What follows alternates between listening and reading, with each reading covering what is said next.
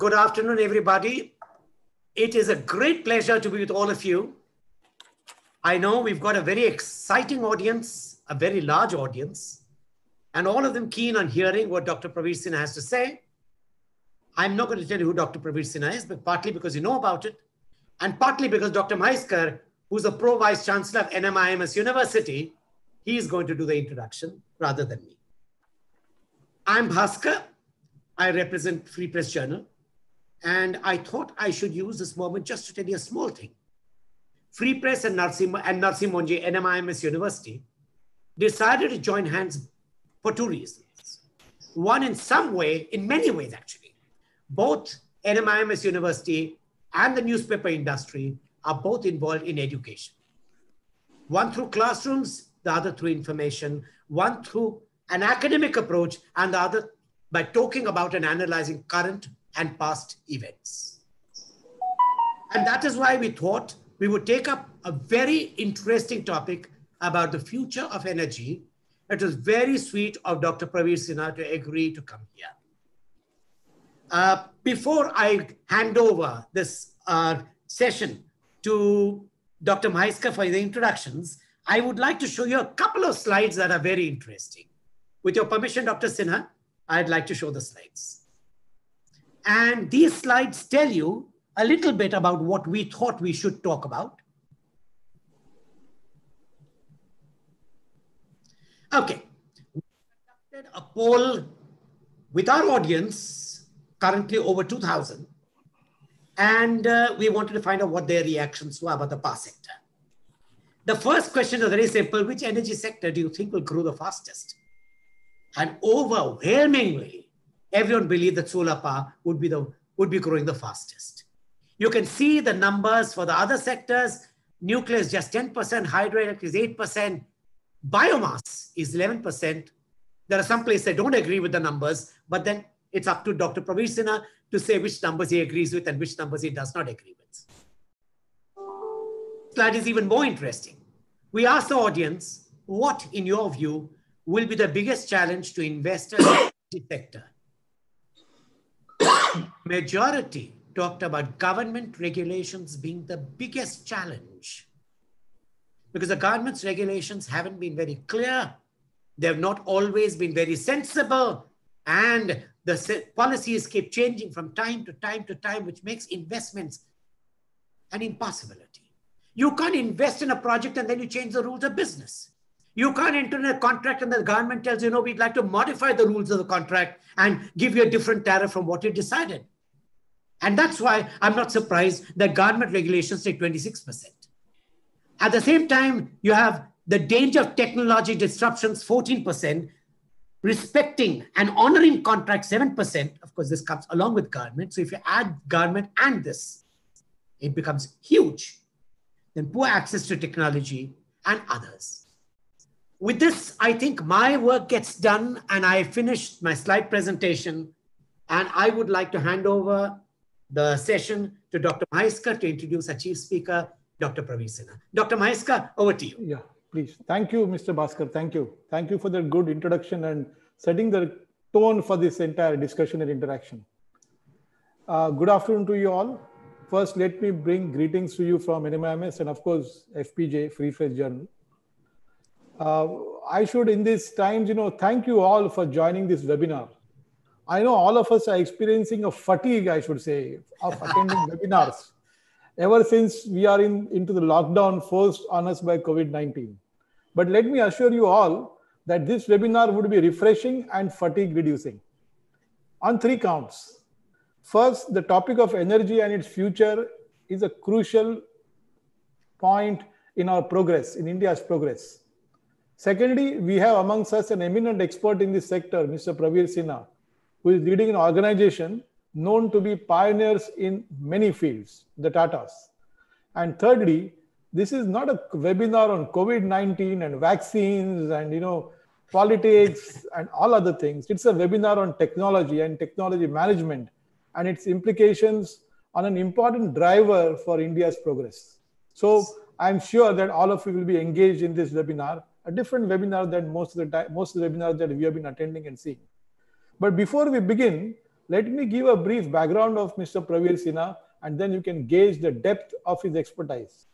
Mr. Praveer Sinha has over 3 decades of experience in the power sector and has been credited with transforming the power distribution sector and development and setting up of greenfield and brownfield power plants in India and abroad. Mr. Sinha holds a master's degree in business law from National Law School, Bangalore, and is also professionally trained as an electrical engineer. He is also a member of the faculty board at Faculty Management Studies, FMS as we say, and a member board of governors at Indraprastha Institute of Information Technology, Delhi. He is a research scholar at the IIT Delhi and is also a visiting scholar at MIT Boston. Before his appointment in Tata Power, Mr. Sinha was the CEO and MD of the Tata Power Delhi Distribution Limited, Tata Power DDL as we call it, a PPP initiative, which supplies power to over 7 million people in North and Northwest Delhi. Praveer is at present CEO and MD of Tata Power, and he is also the co-chairman of CII National Committee on Power. I would, with this background, I would request Praveer to give his views on future of energy, and then we'll have a small interaction. Thank you.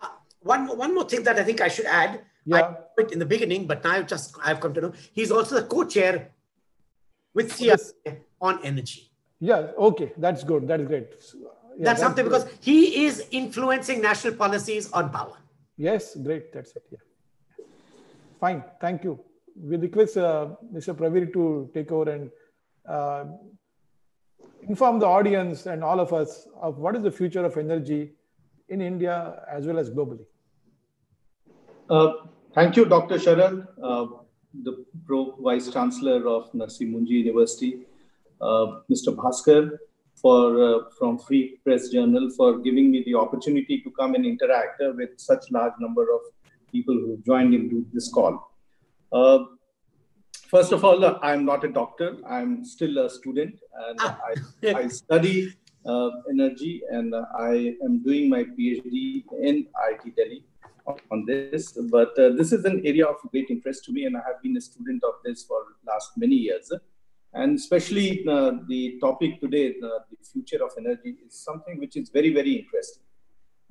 I think for the first time in last more than 100 years, there is a huge disruption that is happening, a huge transformation. More than 100 years back, Thomas Alva Edison invented electricity. And the electricity has been like that for nearly last 100 years, wherein large generating stations were set up, large transmission lines were set up, and then these lines brought energy to distribution companies, which in turn gave it to the consumers.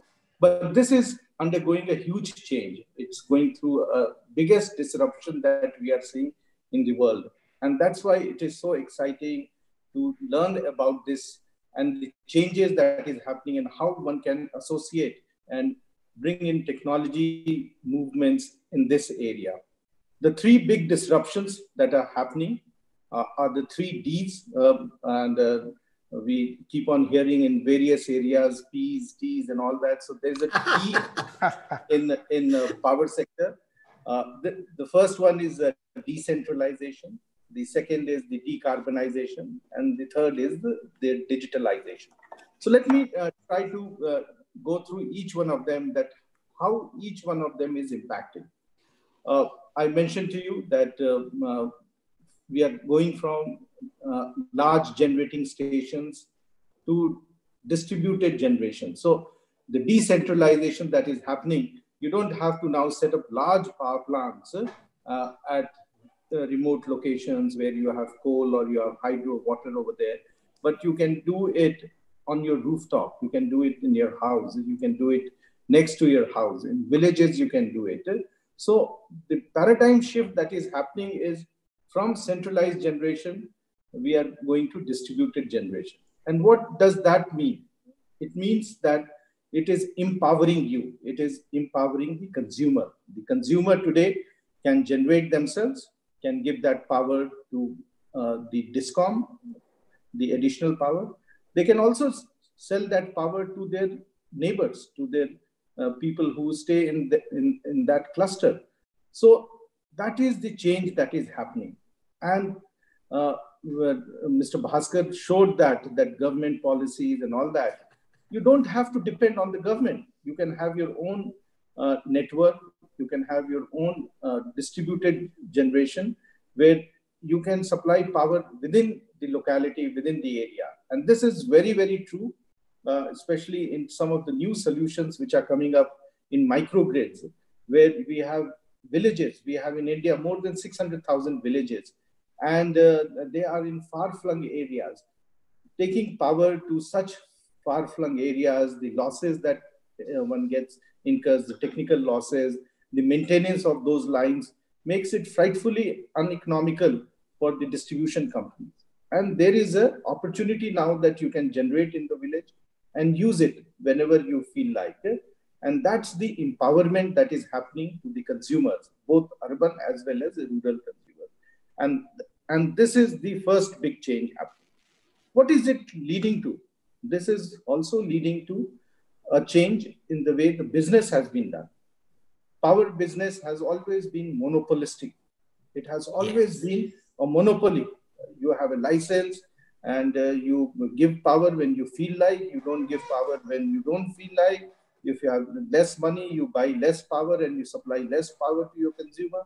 The consumer is always dependent on you.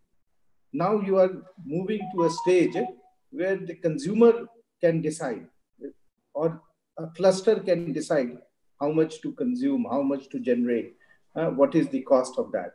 So this is the big change. And what will this change lead to? This change will lead to that the existing utilities, existing distribution companies will also have to change. There will be competition. There will not be one single supplier of electricity. You can generate enough electricity if you have a large house or if you have a large factory and you have a large rooftop. You can generate and supply to all the people within your industrial area or within the residential complexes that you have. So competition is going to come for the first time. And competition, we know, always brings the best. It will bring down the cost of power. It will improve the quality of service. And you will have existing distribution companies who will then come and give you better quality service. Along with electricity, I always keep on saying that they will come and give you 2 tickets for the movie. Of course, now in COVID condition, no one will go for a movie. But maybe when things improve, you will get 2 tickets for the movie. You will get vouchers for restaurants. So many of the things that the competition has brought in other areas, you will find in the power also. And this is a huge enabling opportunity that has been provided to the consumer. The second area is about decarbonization. We all know that over a period of time, we have not taken care of nature. We have used coal-based plants to run. They have toxic emissions, whether it is air emissions, gaseous emissions, or solid emissions where ash has been produced. So there is now an opportunity that you can generate power through renewable sources. And when I say renewable, it need not just be solar, it can be wind, it can be biomass, it can be small mini hydels, run-of-the-river projects, and some of the new technologies, especially in terms of storage, which is coming. And that is giving, again, an opportunity that you can move away from these large generating to smaller generating units. And thereby, you can reduce your carbon emissions. You can become a zero carbon company in years to come by. What we are seeing that globally, number of countries are saying that there has to be a sunset for the coal-based plants. Countries in Europe, Austria, Switzerland have already moved in that direction. There are no coal-based plants, but they are small countries. Countries like Germany, Italy, France, they are all talking about it, that they will have a sunset. Someone is talking about 2025. Someone is talking about 2030. Germany is, I think, the last one in Europe, 2038. So there is a sunset. We also in India have an opportunity to take leadership in this and say that in future, we will be able to meet our requirement through renewable sources. I know that people will raise the question that renewable is intermittent power. It only is there during daytime. Wind is only there in the nighttime. So the other shift that is happening is that instead of setting up power plants and using it only for a few hours, because our requirement of power is not constant 24 hours. During daytime, you have a requirement which is very different than you have in evening time, morning time, or night time. So your load will determine the generation of power. And that opportunity is there. Fortunately, in a country like India, where we have more than 300 days of sunshine, there is an opportunity to meet our daytime peaking power through solar energy. Similarly, we have opportunity with the new technologies where in wind, mostly which happens from late afternoon to midnight, can be utilized during the nighttime peak. And whatever is the difference between that can be supported through biomass, small hydel, storage. And one more solution that has come is the demand side management and demand response, whereby in certain hours of the day, you can use less quantity of power depending upon the quantum of generation which is there. And this is a very, very big shift that we are seeing. It's a paradigm shift in the way the electricity can be used and utilized. So the emphasis again is moving from supply side, where you set up the plant and then use it only for a few hours. In fact, the statistics shows that many of the plants are being used for very little time in a year, maybe 500 to 600 hours. I'm not talking about the base load plants, but many of the other plants which are there, which are used for peaking purpose. And out of 8,760 hours in a year, 500, 600 hours is utilization of just 5 to 6%. So how do you meet the requirement of peaking power of 5 to 6% in a year through demand response, storage, and some of the other unique solutions which have come in the market and can be utilized today by the consumers? How can you make the consumer participate and incentivize them, wherein they only use power during certain hours of the day instead of using it through the day? And one simple example I will give you, that we tried a very unique solution in Delhi of demand response. And we said that during the afternoon time, between 3 to 5 is the peak power requirement, especially in summer months. And we said, can we during that period, some of our big loads, ask them to reduce their consumption? So we went to the metro rail and we said that what is the time when you have maximum footfall and maximum users of metro rail? And they said it's from 5 o'clock. So we said, during 3 to 5, can you run only few escalators? Can you run few elevators? Can you reduce the cooling temperature from 20 degrees to 24 or 26 degrees, so that in this 2-hour period, your consumption of energy comes down? Similarly, we went to many of the shopping malls and told them that during this hour, you don't have too much of crowd in shopping malls. Can you reduce your consumption by running just few elevators, escalators? And through this mechanism, we could reduce nearly 5% of the peaking power that was there. And if possibly we do a little more, it can go up to 7 to 8% of the peaking power requirement. So that's a unique solution that is there. And today the technology is available. And why do I say the technology is available? I mentioned to you about the third thing, the digitalization. Today, along with the flow of energy, we have the flow of data. So unlike earlier times where it was just energy flow that was taking place, the data is coming also. And this is coming on real-time basis. So on real-time basis, I can send a message to the consumer that can you reduce your consumption now? And the consumer is in a position to reduce that. And you give them certain financial incentive or certain other benefit. So there is an opportunity now that you can on real-time basis manage your load, and the digital technology is helping us. Digital technology is helping us in the management of the network to make more reliable power, to ensure that your requirement of power, the generation and the load matches. you can have a scenario where all of a sudden there's a cloud cover and the generation from solar reduces. What do you do then? You get the information on real-time basis. You also do some data analytics and do weather data and management, and understand that how the climatic changes are happening and how the weather patterns are changing. And you can then immediately send the signal to the consumers also that they can reduce their consumption of energy. And I mentioned to you that how on the demand response you can do it. The other technology that is again enabling many of the consumers is that they are getting home automation solutions, which again, some of the solutions are being provided by us. Now, what do we do in home automation?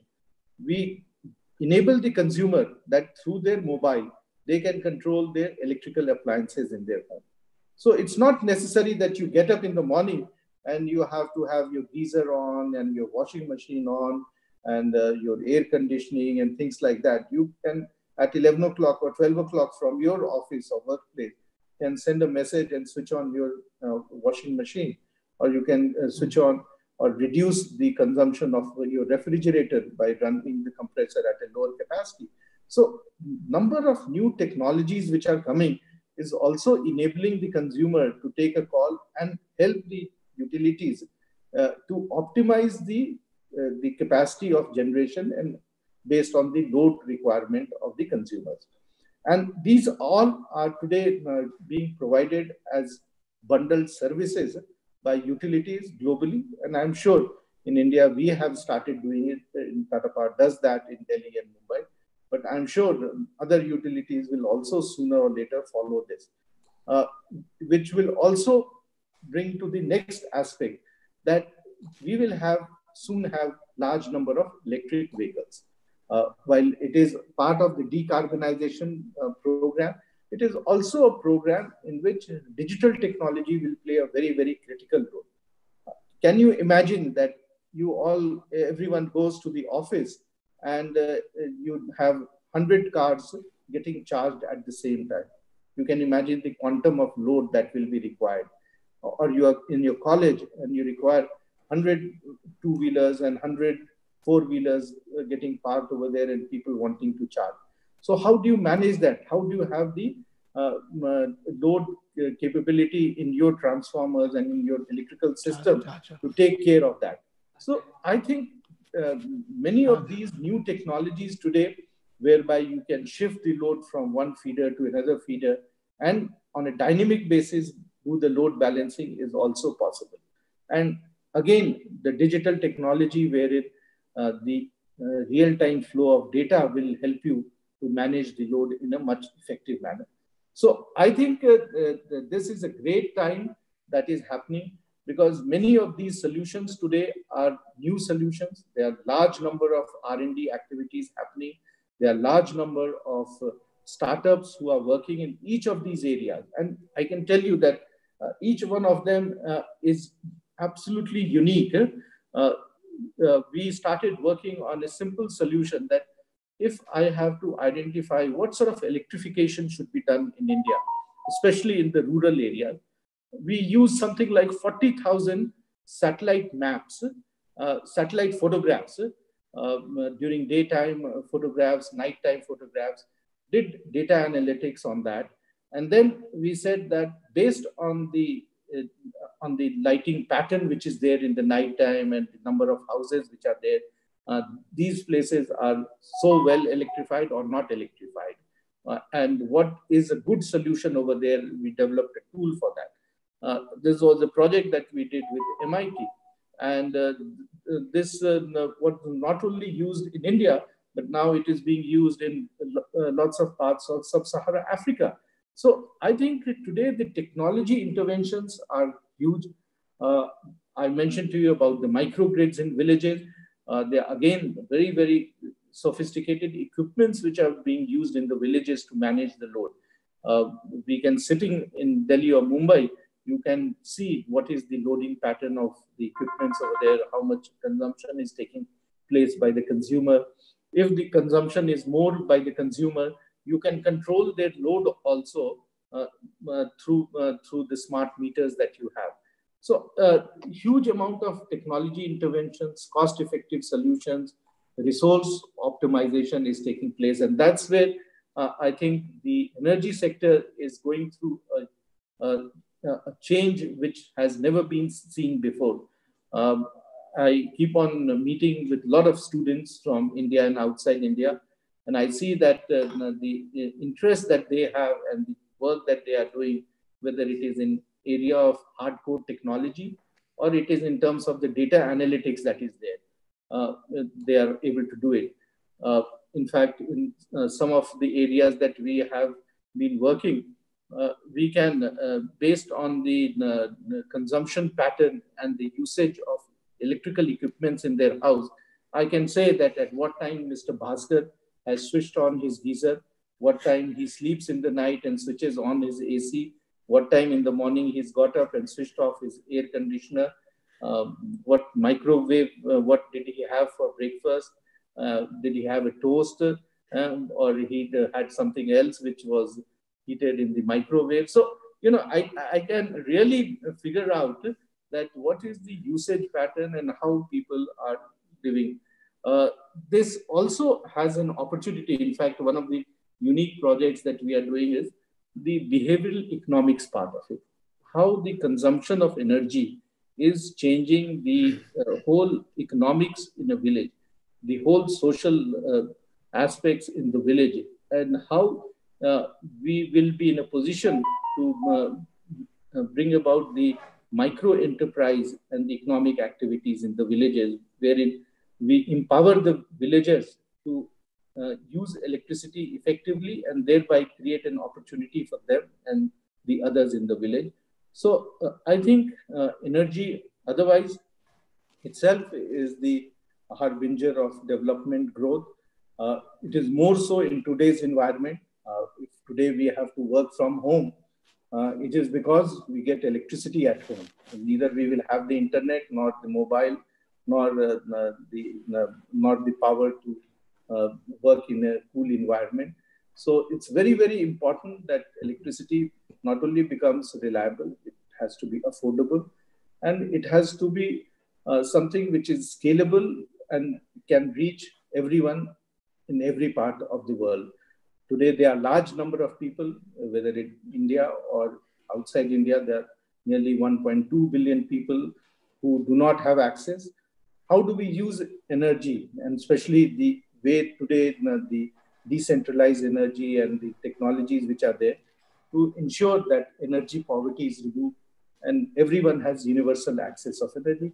So this is a world which is of great excitement. I always feel that I wish this all changes happened 15, 20 years back, and I got more time to work on many of the new technologies. But it is absolutely amazing, and I do hope that many of our youngsters and many of our researchers and many of the practitioners of energy get more and more involved in the energy research and work, and bring the usage of energy in a very, very optimized manner. So I thought, let me stop over here and take some questions to understand the issues and concerns that our listeners have. Thank you very much. Thank you. Thank you very much. Thank you. It was an inspiring talk, and I would like Dr. Mhaiskar to put questions, and then I will take on from there with other questions. Dr. Mhaiskar, to you. Thank you. Thank you. Thank you. Thank you, Mr. Praveer Sinha, for giving us deep insights on the energy sector, present and future. While you were talking on the future of the sector and where are we now, there were several questions which crept up in my mind. I just noted a few.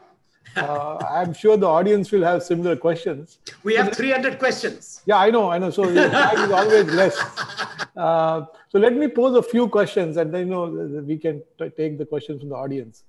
So one of my first questions, which always comes to my mind, is our Prime Minister has given a clarion call for Atmanirbhar Bharat, self-dependent in India. Given this urge that we have, all of us have, how do you see the future of the Indian energy sector? One question that comes up in my mind is all about, are we really competent and poised to become independent in this sector? Is there enough in-house research conducted in our country to back up the efforts? Or the research is enough, but there is less enterprise and will within the industry and the government? And if there is no will and no research, how do we move forward? How do you want to see the government look at it? And if we are not there, what changes would you like to see?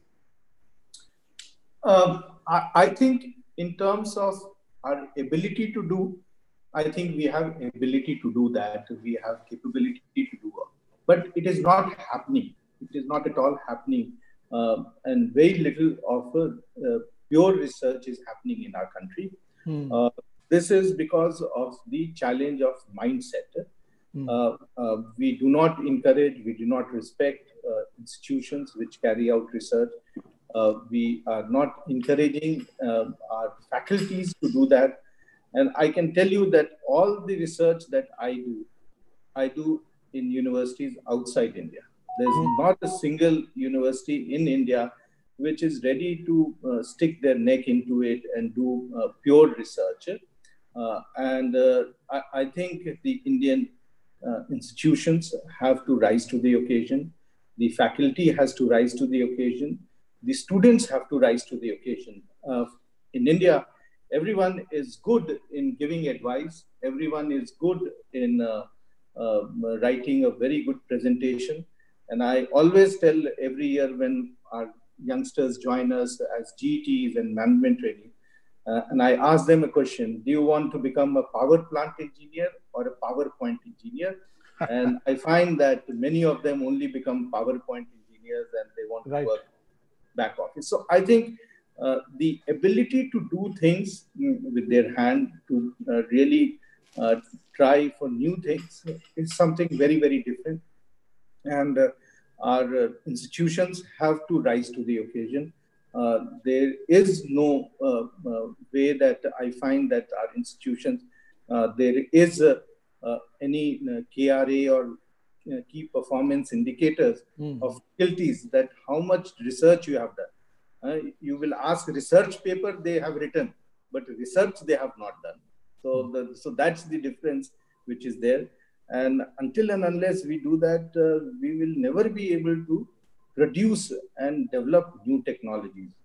The best we can do is application of technology. Someone else will find the technology, we will implement it over here and customize it to our requirement.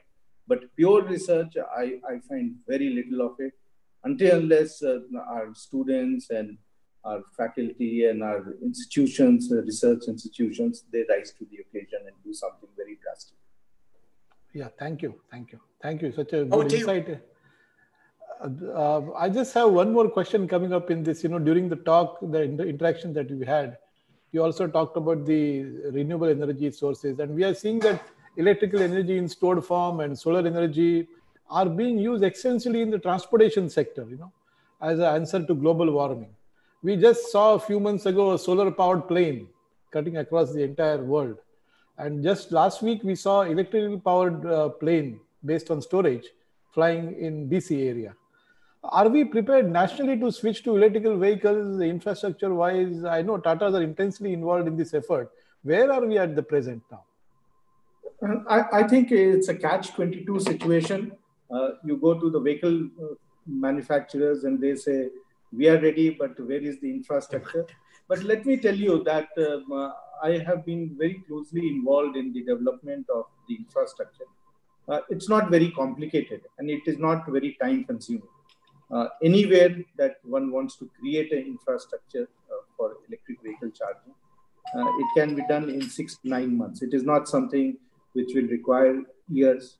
It is also not a rocket science technology. This is very simple in terms of the box, the black box in which the charging takes place, the electrical supply that needs to be arranged for that, and then the consumer convenience in terms of the software, which will enable the consumer to know where to charge and how much to charge and what cost it will they will incur for charging. So I don't think creating the infrastructure is something which is a game stopper. If there are vehicles there, if there is a large penetration of vehicle in any area, I think that the charging infrastructure can be created without much problem. Yeah, good, great. Nice to hear that, because we are just yearning for electrical vehicles to come. Okay. One of the other questions that comes to my mind always is, in several elections, as we see across the country, many proposals have come from different places where people are offered electricity at a reduced cost per unit or free units and whatnot. Given that the cost of power will come down, we are seeing so many tenders now at lower and lower cost.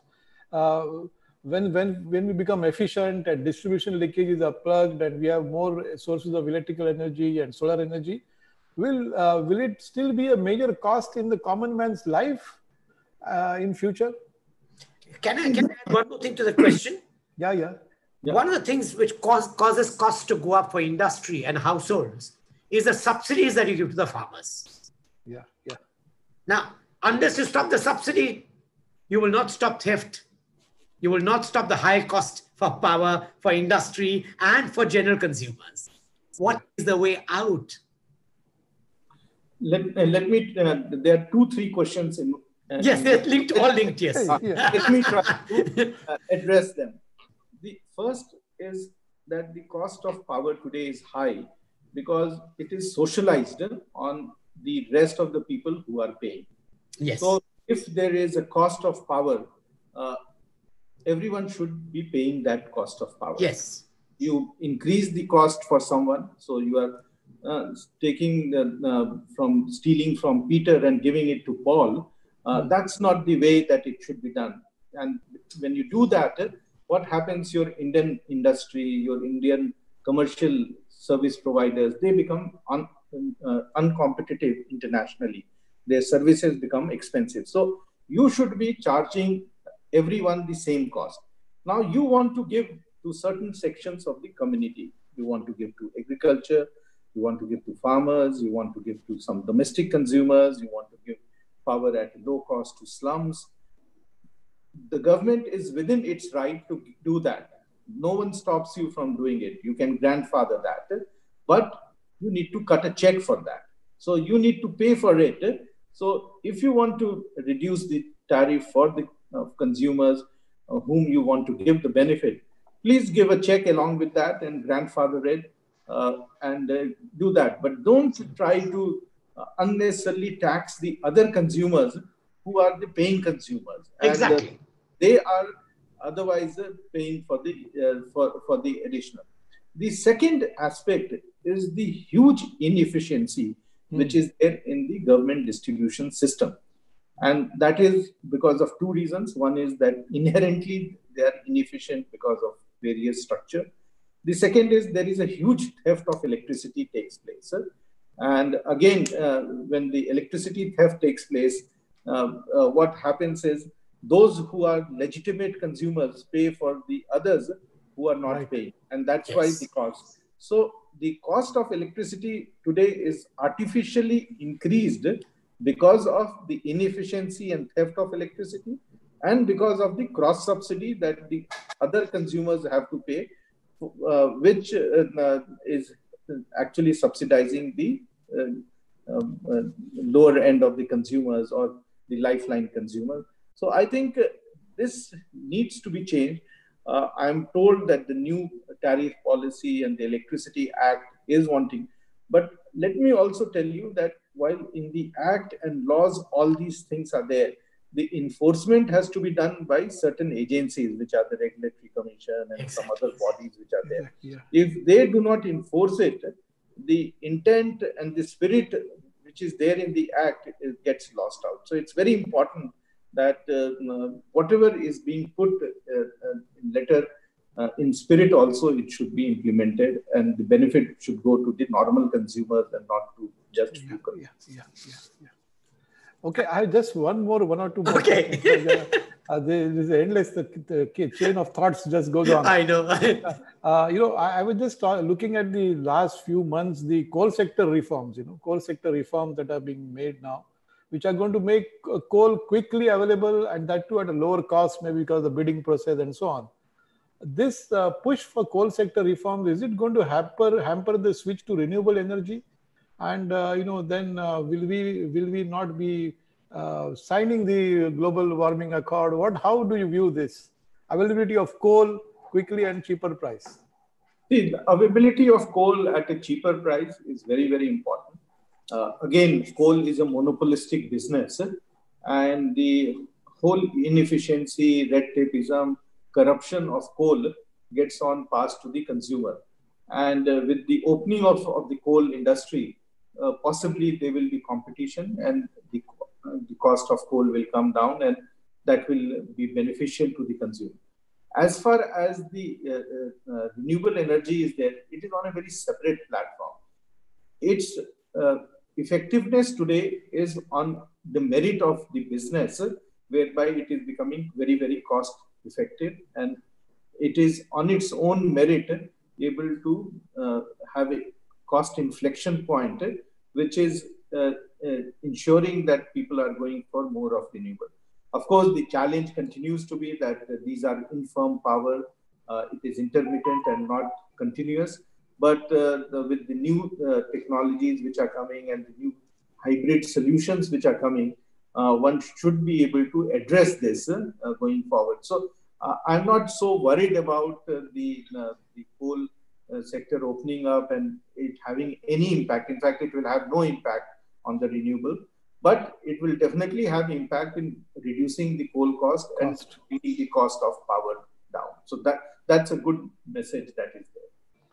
Just one question more, My God.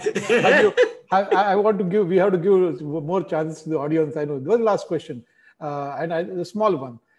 Looking at this, the entire spectrum that you have, thought of now and articulated now, what is the, percentage generation in non-conventional renewable energy you see at Tata's and India? See, right now, in terms of megawatt, we are about non-conventional, that is not renewable sources, or I would say non-carbon generation is about 36%. We 35-36% in Tata Power, but in the country we are about 25-27% in terms of megawatt. In terms of real energy, it is much less. It is not even 10% because the generation is only for a few hours, and therefore the effective generation is much less. However, what we are seeing that the country is also targeting that it will have 175 gigawatt and 450 gigawatt in renewable capacity by 2030. And we are saying that by 2030, as per the Paris Accord, we will have 40% of our energy from non-conventional, from non-carbon sources. I think we will do much better than that. We will have much more than that. Similarly, in Tata Power, we have plans that by 2030, we'll have 75% of our energy coming from renewable sources. Or that's great. That's great. Okay. And 2050, we will be 100% non-carbon. That's great. That's great. I think, Mr. Bhaskar, I think I have to take but you're welcome to interrupt anytime. Okay. The first question that I want to ask you is directly about Tata Power. Yeah. For the last 20, 30 years, for a variety of reasons, because power is a monopoly, licensed, etc., Tata Power could not grow very fast in India, but grew faster overseas. Its overseas business kept on expanding because there are more opportunities around the world. Do you expect business in India, now that it's getting decentralized, Tata's domestic business to grow faster than its overseas business? Yeah, absolutely. In fact, last 2 years, I would say that we have taken a call that we will consolidate in our country. So all our investments that we made outside India, we are divesting. Wonderful. And we are bringing back the money in India so that we can grow over here. So we are very clear. Secondly, I think when you look at power, it is not absolutely commercial business. It's a public utility. It is. There is a public service involved in this. and there are people involved in this. And when you supply power, you do not ask what is the earning capacity of that person. A rich person also consumes power. A poor person also consumes power. There is no discrimination that is done. So there is a huge responsibility when you are a public utility, because you are serving everyone. There is a universal service obligation that you have. And we realize this, and we are cognizant of our responsibility. And we are very clear that we will only be now adding capacity and making fresh investments in our country. And most of it will go in renewable business. Okay. Just one more question before I take the audience's questions.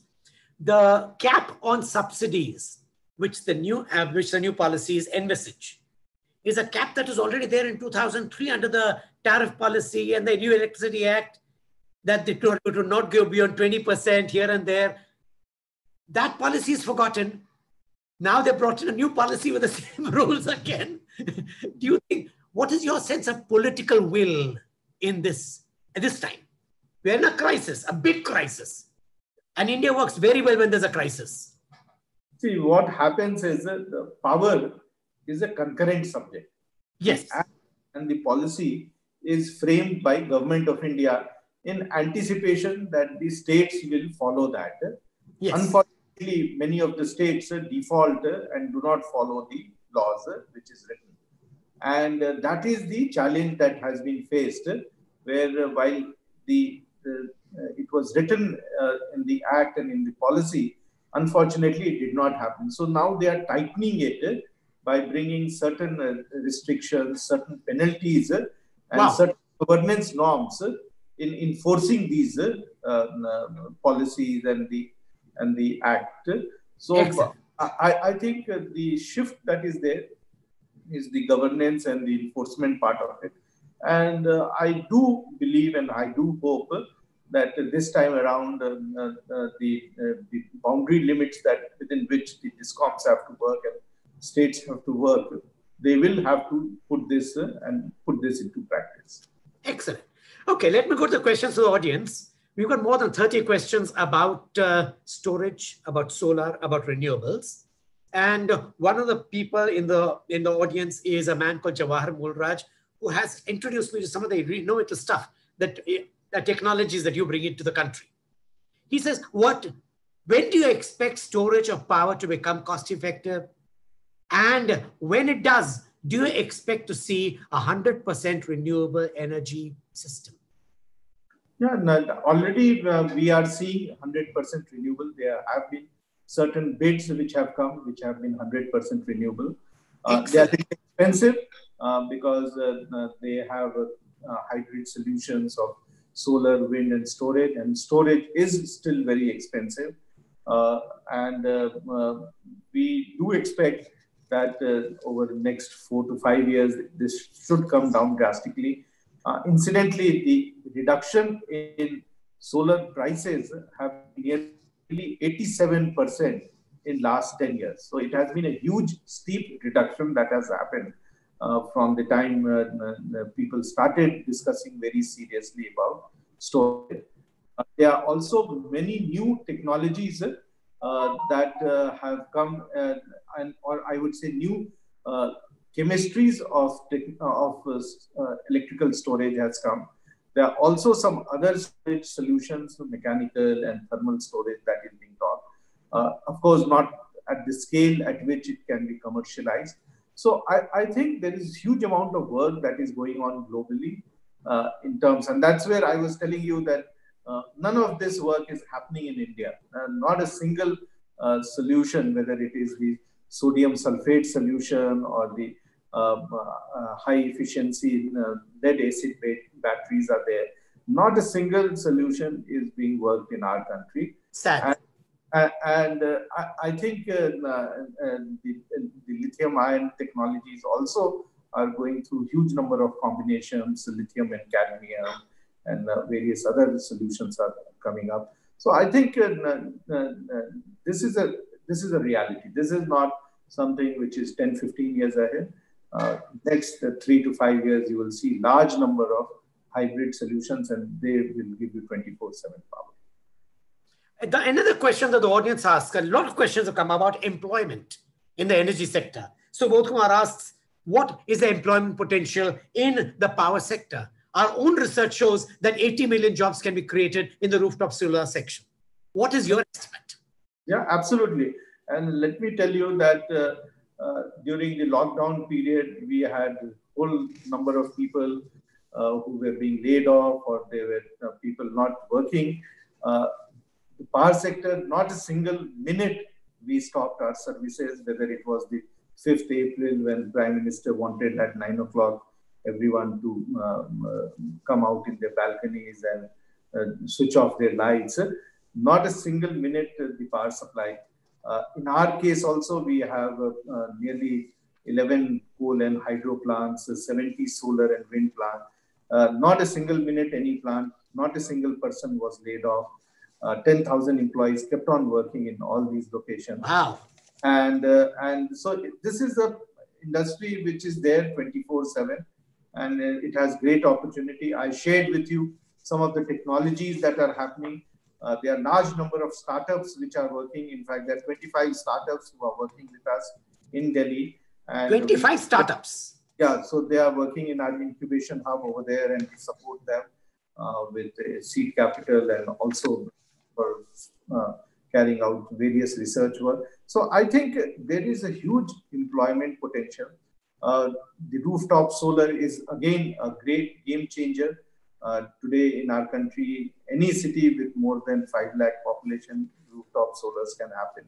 I mentioned to you that we have a program of 10,000 villages having microgrids. Yes. Again, that's talking about employment and impacting nearly 25 million people in these 10,000 villages. So India incidentally has 600,000 villages. Yes. So imagine just tip of the iceberg, and the opportunity is phenomenal. So, but this requires people to roll up the sleeve and go and work in the field. These are not jobs which are in office jobs. I always say that in electricity supply, if it is Christmas, New Year's, if it rains outside, our people are there out in the field working, not having pakoda at home. Yes. So this is a difficult job. And if one wants to really make a difference in the country and contribute to the growth of the country, I think you can have a direct impact on the people. Okay. So, I'm going to club 3 questions together. And all these 3 questions are about the future. There's Ajay who asks about what is the future of coal-based plants.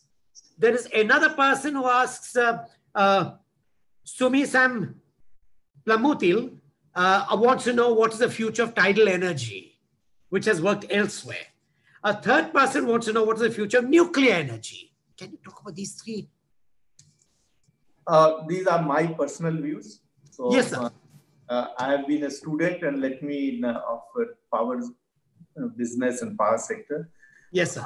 I personally feel that coal-based plants is in the sunset stage. Agree with you there. Today, it does not make sense to invest in new coal plants. No investor, no lender, no banker will come and fund you internationally or even in the country. We have still very large capacities of coal-based plants which are underutilized. So I would say that coal-based plants do not have a future. The existing ones will continue. They will have a sunset as and when they complete their useful life, they will close down. But definitely it will not be something which is very exciting today in terms of the new capacity additions that will happen. As far as the nuclear is concerned, again, today, I think we have missed the bus. We should have done this 15, 20 years back. Today, the alternate sources of energy which are there are much faster. In a nuclear plant, it will take 6 to 10 years to set up a plant. In today's environment, in 6 to 8 months, you can set up a 500 megawatt solar plant. So that's the difference. It is there. The cost is much less, and the benefits are much higher running a renewable plant. So I think that's again an area which I don't think they will be. The third is the tidal energy. Now, India, unfortunately, does not have too much of tidal waves. In fact, offshore wind also is not at all popular in India because the wind speeds are not very good, and there is no cost-benefit analysis, and that is why you do not see that in India. You see that in Europe, you can see it in UK, but definitely not in India because the wind speeds are very, very low and the tidal waves are very less, which does not make any economic sense to go for tidal energy projects. Thank you. I'm not asking any questions of solar because next week we have a session on solar. Yes. I'd reserve those questions which are dedicated to solar for the next week. But Yes. there's one question that comes in with new technologies, the distributed technologies that you talked about just now. What happens to the main grid that is already there? Will it become dysfunctional or will it become a caterer of power only to high tension energy users like industries, factories, and certain clusters? See, the existing network is very critical for balancing the load. Okay. And the flow of energy will always happen. Now, Yes. whether it happens from large generating stations into your place, or it happens between the distributed generation companies into their peer groups. So this will definitely take place.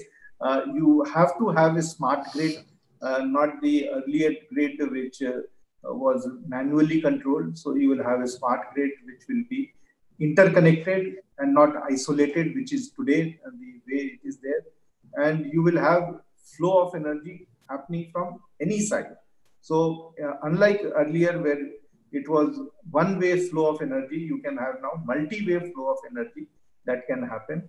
And the grid has to be smart where it should have sensors which will sense on real-time basis where the flow is taking place and how it needs to isolate or supply energy. So I think the grid will become very, very complex.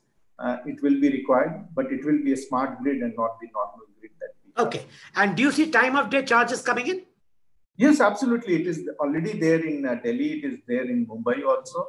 Okay. This will become a norm now. And Okay. thereby, in an indirect way, consumers will be incentivized or penalized for using energy in different hours of the day. Excellent.